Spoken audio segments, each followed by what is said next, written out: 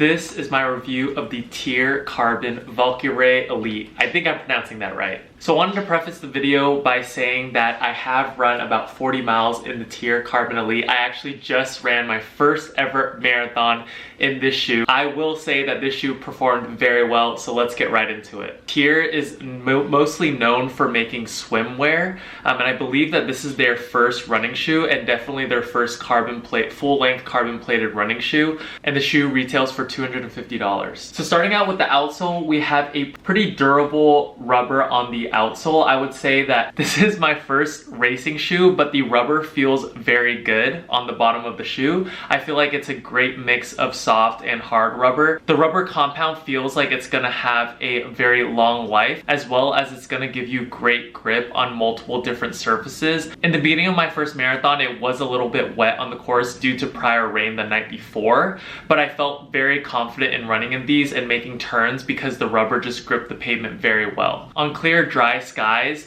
this rubber outsole, I cannot complain at all. It kind of reminded me a little bit of Puma Grip as well as Adidas Continental rubber outsoles, which in my experience have been the best performing outsoles. So good job to TYR on the outsole. Moving on to the midsole, we have a 100% Pebax supercritical foam midsole. Honestly, I don't know too much about Peba, but it kind of looks like Boost, and they call it their Launch PX foam midsole. So it is a very bouncy and responsive foam in combination with that full-length carbon plate, which makes this a great option for race day, which is why I used it for my race day. I also want to mention that this has a 6mm heel to toe drop for the midsole, so it starts at 39.5 millimeters at the heel and it drops to 33.5 millimeters in the forefoot.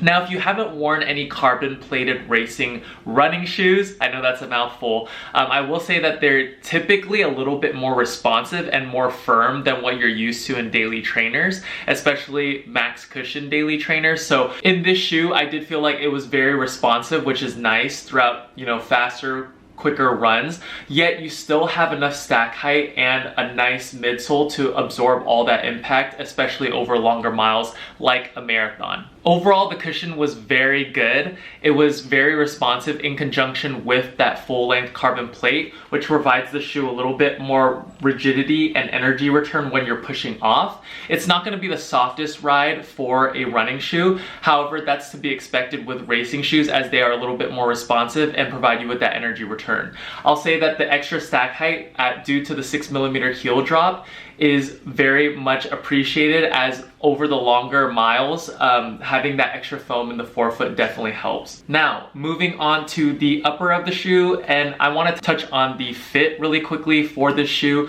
The TYR Carbon Elite, in my opinion, runs true to size. I would say that it runs a little bit wider than most race shoes. I've only tried on a couple of race shoes, but I do feel like the toe box is a little bit on the wider side, which is nice because I have a little bit wider feet. It isn't too wide to the point where you would need to size down, in my opinion.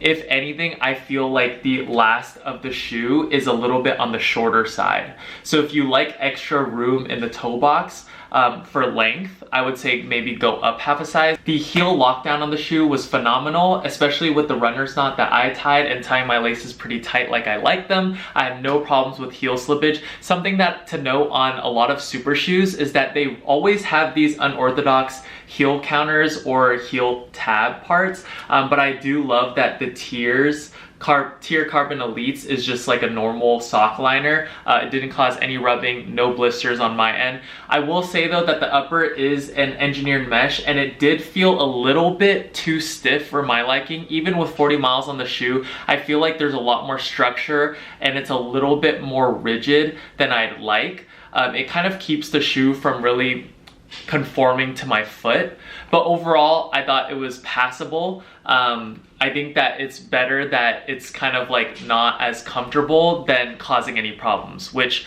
they did not. So overall, the upper was great, true to size, I would recommend, and no heel slippage on the back side. I would say if I had one complaint, that I wish the upper was a little bit softer and more form-fitting, but overall the lockdown and the fit was great on the shoe. So overall, the TYR Carbon Elite is a great racing shoe. At $250, would I recommend it? I would say that I would recommend you trying them on just because $250 is very expensive. I personally got my pair for $180 at their in-store physical store deal. They had a 25% off sale going on, so I did get mine a little bit cheaper, and for that price I would say that it's an excellent deal for a race day shoe. However, at $250 I would recommend you trying a bunch of other race day shoes because to be honest, this is TYR's first racing shoe.